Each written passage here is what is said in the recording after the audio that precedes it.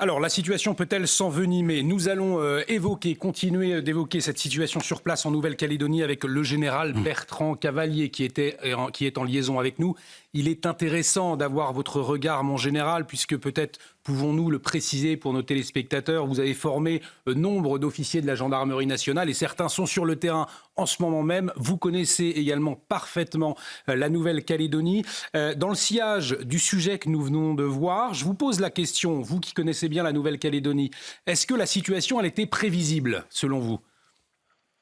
Non, je pense que personne ne pouvait imaginer qu'il y a un tel déferlement de violence, hein, puisque c'est vraiment un événement inédit hein, qui vient de frapper la Nouvelle-Calédonie, hein. Une ampleur sans précédent. Bien sûr, l'histoire de la Nouvelle-Calédonie, vous la connaissez tous. Il y a eu des drames, il y a eu des affrontements, mais pas de cette ampleur et pas sur Nouméa et sa grande banlieue. Donc aujourd'hui, on le disait, les forces de l'ordre engagées pour une vaste opération en ce moment même. Il s'agit de reprendre la route entre Nouméa et l'aéroport international. Quelle est la manœuvre qui est en train d'être opérée en ce moment même? Il faut revenir quand même aux forces en présence. Vous avez en face une opération très coordonnée, très structurée. Il ne s'agit pas d'une action spontanée et improvisée, puisqu'ils se sont emparés de l'axe stratégique qui lie Laton-Touta à Nouméa. Ils sont sur une stratégie de terre brûlée, de destruction de toutes les ressources économiques. Ils s'en prennent aux fonctions vitales. Alors maintenant, quelle est la manœuvre? La manœuvre, il est évident, il faut que cet axe soit libéré au plus tôt. C'est ce qui est en train d'être fait. Il y a 6 escadrons de gendarmerie mobile qui ont été engagés avec un groupement opérationnel, des hélicoptères, bien sûr les véhicules blindés qui sont indispensables, hein. Il a été d'ailleurs surprenant en la matière que la Cour des comptes se soit interrogée de la pertinence de ce genre de moyens. Et puis, bien entendu, ils suivent les hélicoptères de façon à identifier les mouvements des émeutiers. Donc il y a 70 barrages qui ont été pour l'instant dégagés et il y a eu quand même un des barrages où les gendarmes ont été pris à partie par des armes à feu et il y a 2 ou 3 barrages qui sont piégés, hein, notamment avec des bonbonnes de gaz. Donc c'est une opération classique, mais dans un cadre insurrectionnel de dégagement d'un axe. Alors on le voit effectivement, donc des gendarmes pris à partie, information du général Bertrand Cavalier ce soir, bonbonne de gaz dans un garage. On voit à quel point la situation est compliquée. Je reviens sur ce que vous nous annonciez il y a un instant. Vous parliez d'émeutiers, de manœuvres qui n'étaient absolument pas ni spontanées ni improvisées.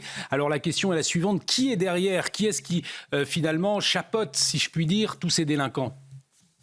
Il y aura un travail d'identification, ne serait-ce qu'au plan judiciaire, s'agissant des donneurs d'ordre.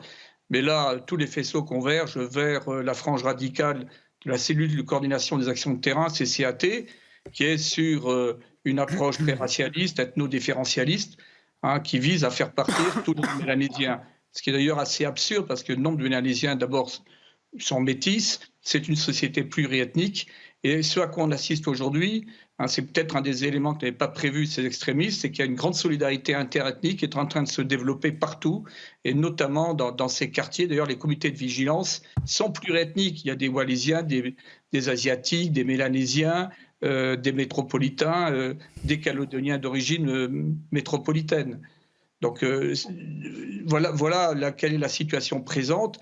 On note quand même qu'il y a une réduction quand même des exactions commises par ces émeutiers. Mais on est vraiment sur une opération de déstabilisation de grande ampleur.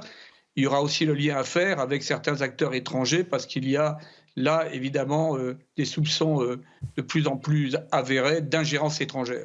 Est-ce qu'il y aura besoin de forces de l'ordre davantage? Le général Bertrand Cavalier va peut-être pouvoir nous éclairer. Est-ce que les effectifs sur place en ce moment même sont suffisants pour gérer la situation, pour rétablir l'ordre républicain?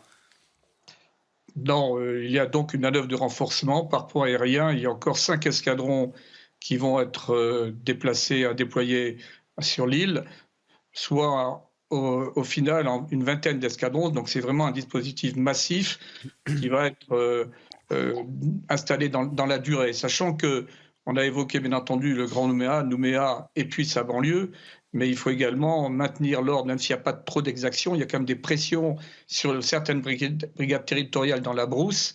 Donc c'est une manœuvre de grande ampleur qui va se déployer et qui devra durer, sachant qu'il y a un adversaire qui reste résolu et qui est quand même d'un volume très significative, puisqu'on est entre 3000 et 5000 assaillants, émeutiers, qui sont assez galvanisés et pour beaucoup, parfois alcoolisés. Donc, avant de vous libérer, mon général, cette dernière question. Il y a eu donc des morts, une vie économique à l'arrêt, des dégâts considérables. Est-ce que vous parleriez d'une véritable chasse au blanc qui a été menée ? je crois qu'il faut sortir de ce schéma, hein, qui est très réducteur, qui est développé notamment à partir de la métropole. Il faut bien prendre en considération que la société néo-calédonienne a muté. C'est une société qui est très métissée, où on trouve plusieurs ethnies, qui d'ailleurs de plus en plus se mélangent. Donc il y a bien sûr une aversion d'une partie, moi j'ai eu une demande de retour des émeutiers vis-à-vis des Blancs, mais il y a également des craintes qui sont partagées par des Wallis, des Asiatiques, de devoir partir. Parce que l'objectif, il faut bien prendre en considération ce qui se passe là, c'est une opération de déstabilisation qui vise à créer le chaos et inciter nombre de Calédoniens, mais de toute origine, à partir. Et c'est totalement absurde. Parce que si on regarde même le paysage politique mélanésien, il est très contrasté. Il y a des oppositions entre eux. Les îles Loyauté, la province des îles, ne s'entend pas avec la province du Nord, etc. etc. Et n'oublions pas que c'est un territoire qui est sous perfusion de la métropole. 1,5 milliard d'euros par an. Donc on est face à un mouvement qui est totalement absurde, mais qui est parfois mal interprété par certaines mouvances politiques en France. Il faut que la démocratie s'impose, il faut que le corps électoral soit cohérent, il faut que l'ordre revienne de façon à ce que l'essor économique, et je reviens sur d'ailleurs certaines déclarations de grands leaders FNKS modérés, qui ont bien compris qu'il n'y aura pas d'avenir sans un devenir économique.